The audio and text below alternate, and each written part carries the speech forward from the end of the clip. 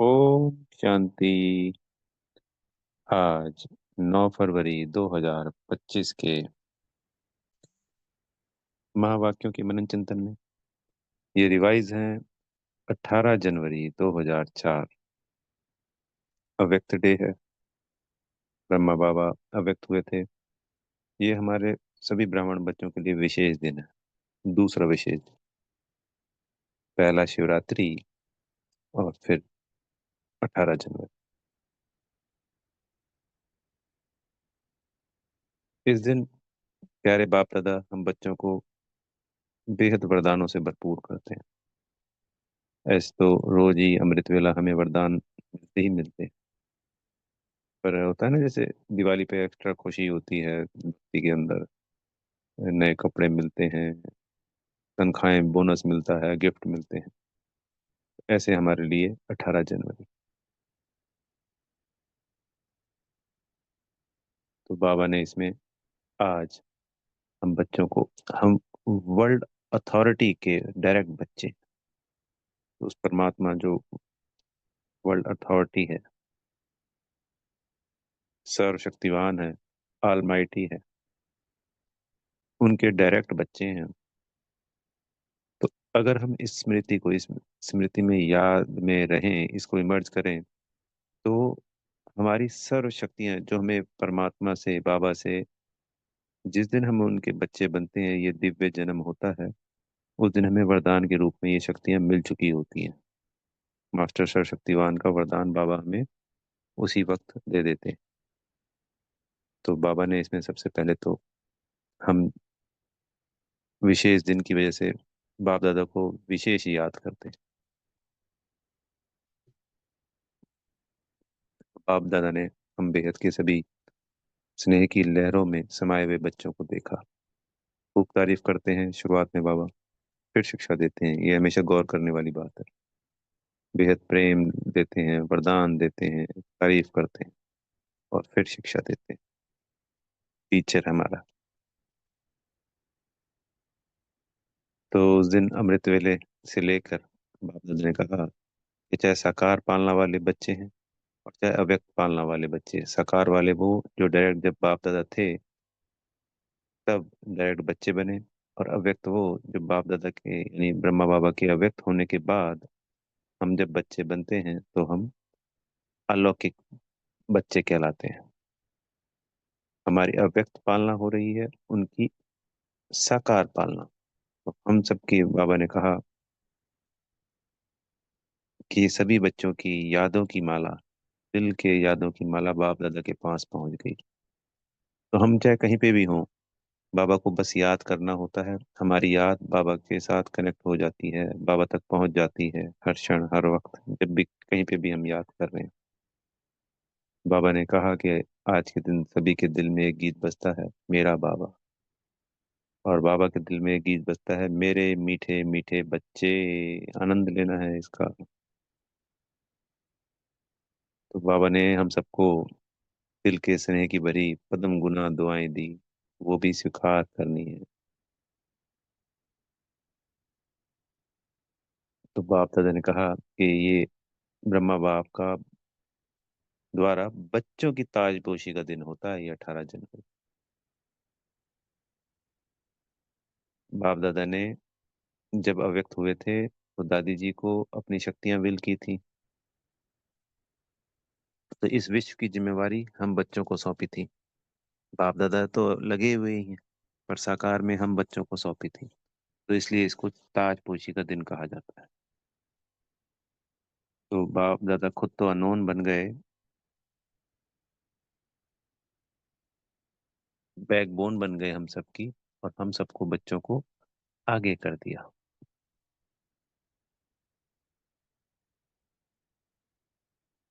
तो बाप दादा ने कहा कि सभी बच्चे मास्टर सर्वशक्तिवान बच्चे हैं।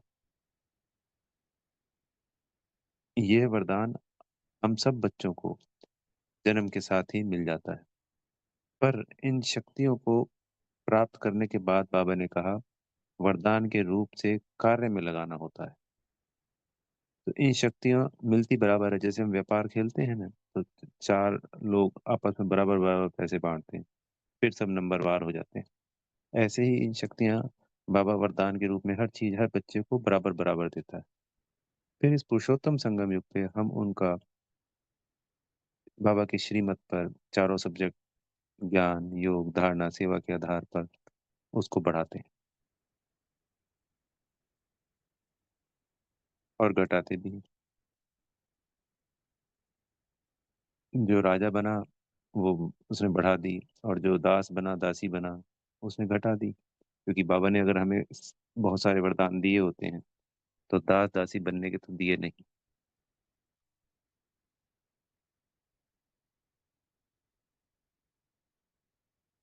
तो बाप दादा ने आज कहा कि इस वरदाता के दिए हुए हम बच्चों को वरदान को जब हम उसका स्मृति स्वरूप बन जाएंगे, उसका स्वरूप बन जाएंगे उस शक्ति का, जैसे हम संसार में कहते हैं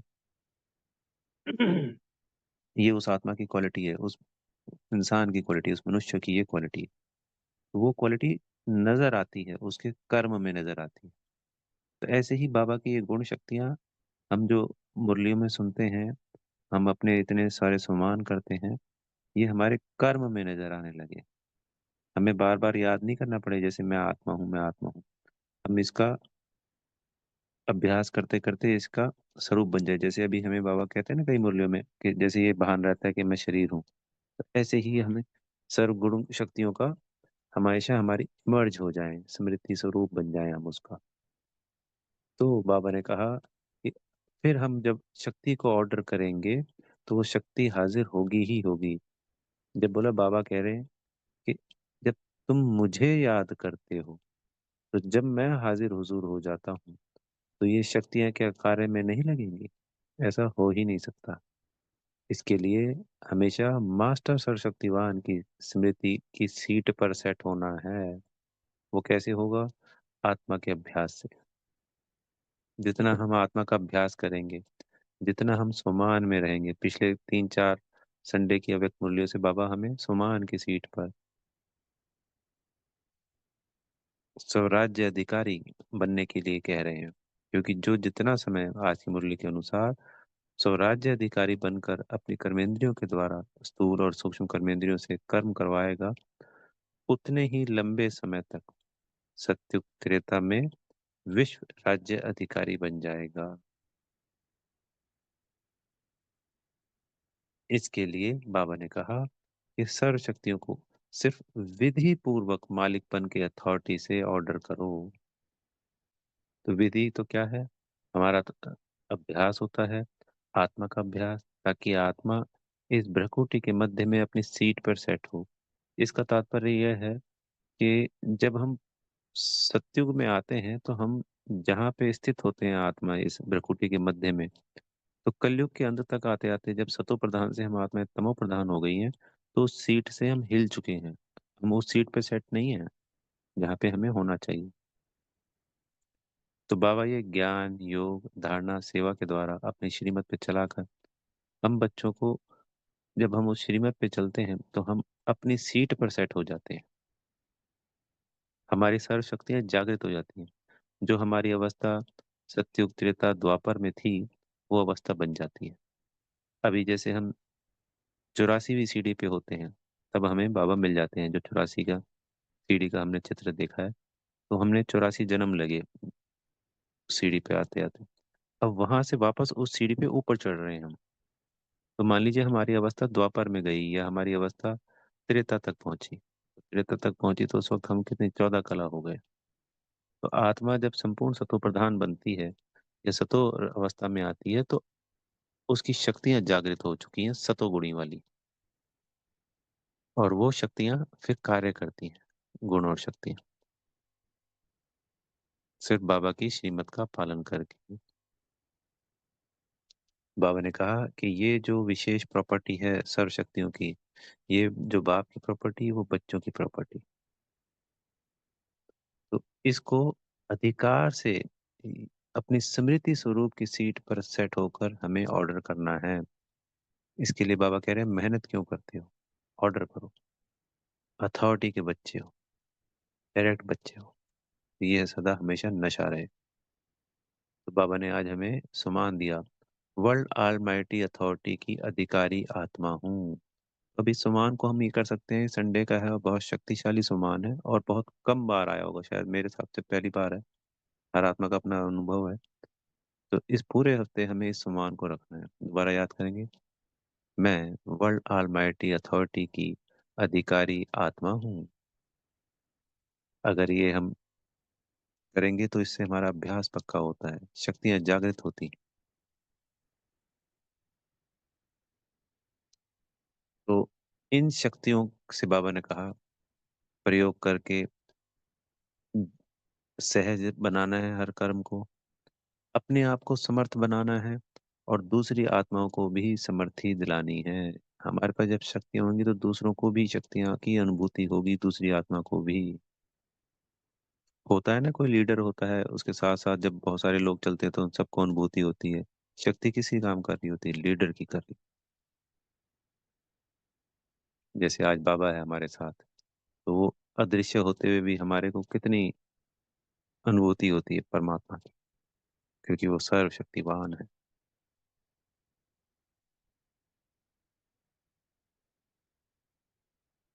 बाबा ने कहा कि आपके जड़ चित्रों से भी वो शक्तियों की भीख मांगते रहते हैं, संसार की आत्माएं।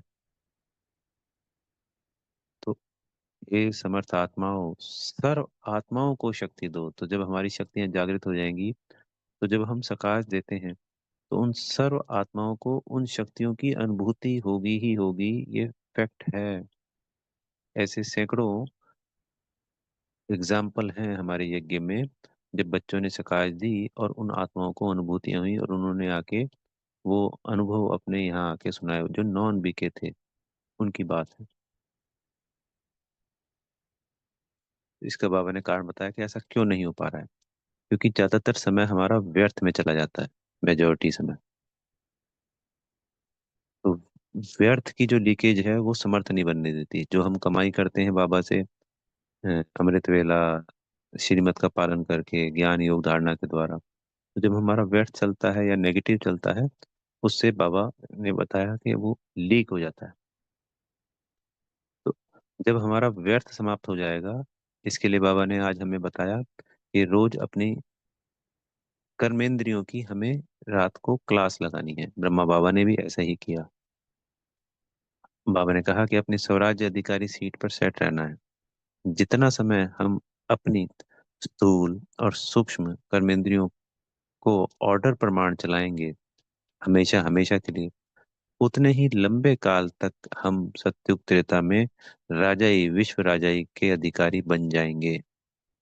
बाबा ने कहा अगर अंत समय का हम सोचेंगे कि अंत समय में बन जाएंगे, तो फिर वो तो समय की बात हो जाती है, उससे फिर प्राप्तियां नहीं है। तो हमें अभी चेकिंग करनी होती है। बाबा ने इसका तरीका भी बताया कि ब्रह्मा बाबा लगाते थे अपनी क्लास कि हे मन मंत्री, तुम आज ऑर्डर प्रमाण क्यों नहीं चले।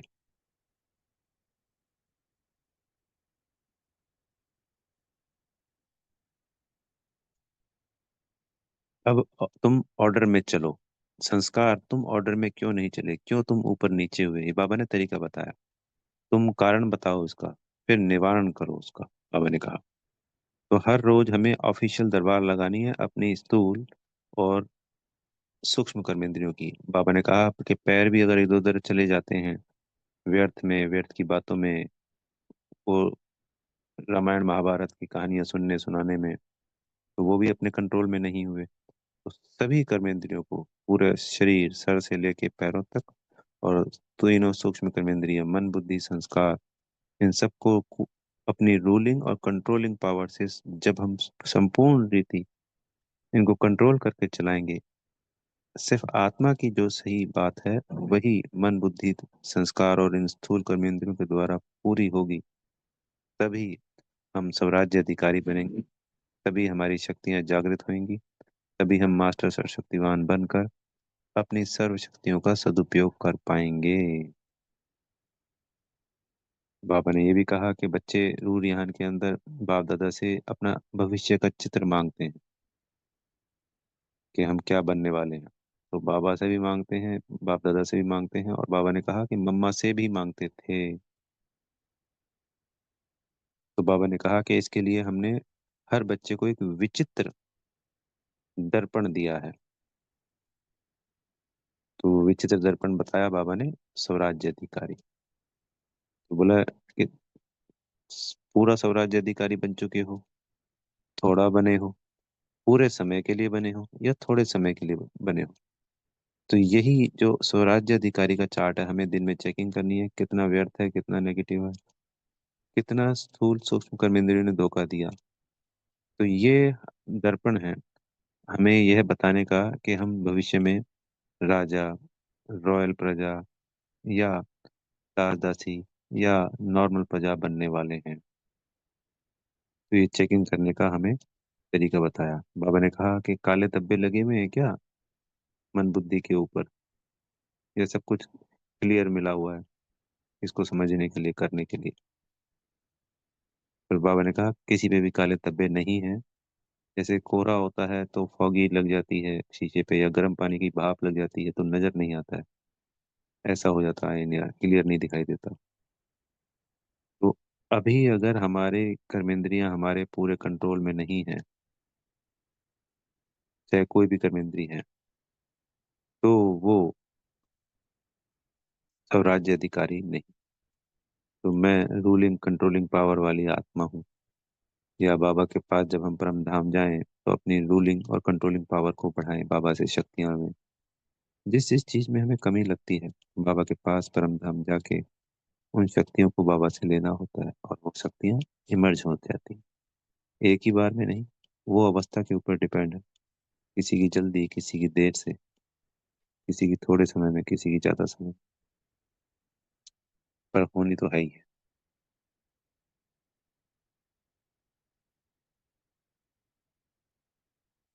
बाबा ने कहा कि समय का इंतजार नहीं करना है। बोले विनाश की डेट अभी फिक्स नहीं है, विनाश तो कभी भी होगा, 8 वर्ष, 10 वर्ष, 20 वर्ष। 2004 की मुरली है, अगर 100 वर्ष का संगम युग मान के चलते हैं तो उस वक्त तो थे 32-33 वर्ष, पर आज तो मात्र 12 वर्ष बचे हैं, 11-12। बाबा ने इसके उलट कहा, बाबा ने कहा उस विनाश की डेट को भूल जाओ, इस शरीर का क्या भरोसा, कब मृत्यु आ जाए ये तो किसी के पास नहीं है।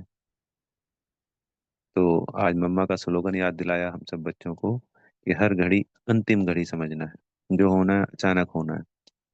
तो इसलिए इस अचानक के खेल से बचने के लिए रोज दरबार लगानी है, स्वराज्य अधिकारी राजे बन अपने दरबार लगा के सब कर्मेंद्रियों को अपने ऑर्डर में चलाना है।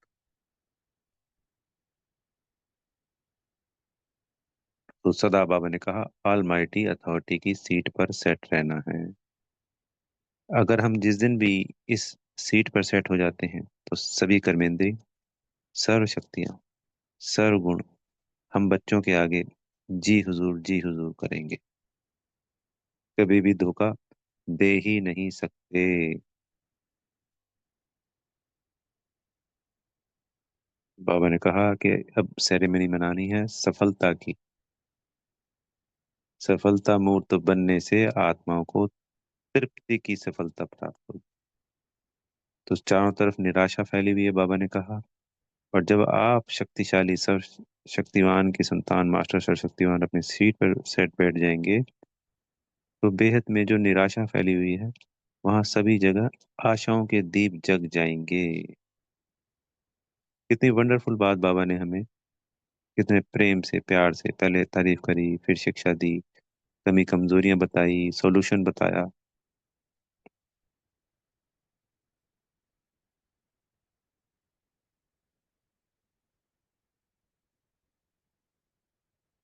और फिर वरदान देते हैं बाबा, वंडरफुल।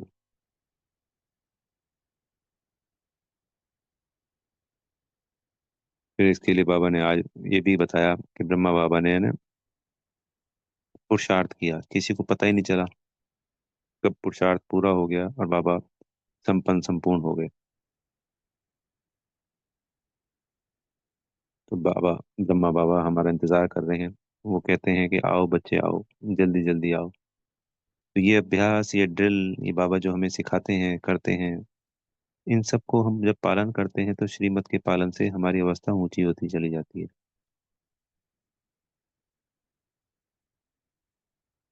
और जो ये सर्व प्राप्तियां हैं, मास्टर ऑलमाइटी अथॉरिटी की, सब राज्य अधिकारी की, वो जब प्राप्त हो जाती हैं तो यही संगम युग पे हमें आगे चलकर इसके आगे भी और अनेक अनेक प्राप्तियां होती हैं।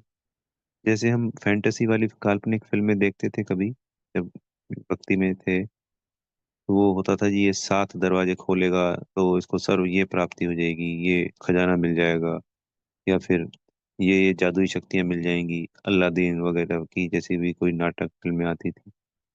ऐसे ही एक शक्ति दूसरी शक्ति से जुड़ी हुई है। ये पुरुषोत्तम संगम युग पे हम एक सीढ़ी चढ़ रहे हैं, 84 सीढ़ियां। तो एक सीढ़ी के बाद दूसरी सीढ़ी, तीसरी सीढ़ी, चौथी सीढ़ी, 84 सीढ़ी पे चढ़ के हमें टॉप की सीढ़ी पे जाना है।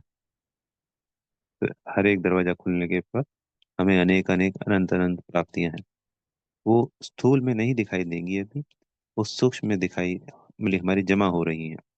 इसका तात्पर्य ये है, आज बाबा हमको दे दे और हमारी रूलिंग कंट्रोलिंग पावर कमजोर है, तो वो शक्तियां सारी वेस्ट हो जाएंगी।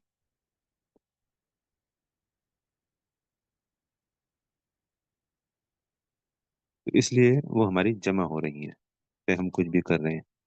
आज वरदान दिया, मस्तक द्वारा संतुष्टता की चमक की झलक दिखलाने वाले साक्षात्कार मूर्त। तो जो सदा संतुष्ट रहते हैं, उनके मस्तक से संतुष्टता की झलक सदा चमकती रहती है। ऐसी आत्माओं को कोई भी आत्मा देख लेती है, दूसरी आत्मा, तो वो सदा खुश हो जाती है, उनकी उदासी मिट जाती है। तो उनका खुशी का चेहरा चैतन्य बोर्ड बन जाता है, बाबा ने कहा। ऐसी आत्माएं एक कर्म के द्वारा, ये कर्म हो गया ना कि हर वक्त संतुष्टता आ रही है, खुशी नजर आ रही है, तो अनेक आत्माओं को मैसेज देने वाला, परिचय देने वाला बन जाता है। वो स्वयं भी संतुष्ट रहता है और दूसरों को भी संतुष्ट मणि बनाकर, बाबा कहते हैं, साक्षात्कार कराता है। इतनी शक्तिशाली शक्ति है, ये गुण है संतुष्ट होना हमेशा। फिर स्लोगन में बाबा ने कहा कि चोट लगाने वाले का काम है चोट लगाना और आपका काम है अपने को बचा लेना। तात्पर्य, मान लो कोई क्रोध कर रहा है, हमें गलत शब्दों का प्रयोग करके गलत कह रहा है, तो उसका, वो काम उसका है, पर हमारा काम है अपने आप को बचा लेना। जैसे बाबा का स्लोगन है ना, ना दुख देना ना दुख लेना। तो अगर देने वाला दे रहा है, चोट लगा रहा है, तो हमें उससे बचना है। फिर आज के अव्यक्त इशारे में बाबा ने समझाया कि हम नारियल तोड़ के उद्घाटन करते हैं, रिबन काट के उदाहरण करते हैं। ऐसे ही एक मत, एक बल, एक भरोसा और एकता की रिबन काटो, और फिर सर्व के संतुष्टता प्रसन्नता का नारियल तोड़ो। अगर हम सब एक मत, एक बल हो जाएंगे, एक भरोसा, तो इस सृष्टि का परिवर्तन बहुत तीव्रता से हो जाएगा। सत्युग त्रेता में हम एक बल, एक मत, एक भरोसे वाले होते हैं। बोले सबसे मुख्य बात है, एक मत होती है, एकता होती है, तभी सभी सुखी होते हैं। द्वापर से हमारे अंदर ये एकता टूटने लगती है और सत्युग कलयुग के अंत तक बिल्कुल ही समाप्त हो जाती है।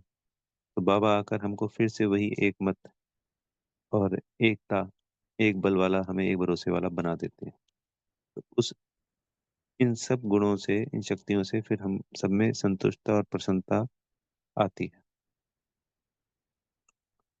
और फिर बाबा ने कहा कि यह पानी, यानी जो नारियल फोड़ते हैं संतुष्टता और खुशी का, प्रसन्नता का, तो यह पानी धरनी में डालो तो फिर सफलता देखो कितनी होती है। तो जो आत्मा जितनी संतुष्ट होती है, प्रसन्न होती है, उसकी सफलता उतनी ही निश्चित है। अच्छा, ओम शांति। बेहद का धन्यवाद मेरे प्यारे मीठे माता पिता बाप दादा जी का, आप सभी आत्मा भाइयों का। आप सदा संतुष्ट मणि बन गए हैं। दिल से बेहद की शुभकामनाएं। ओम शांति।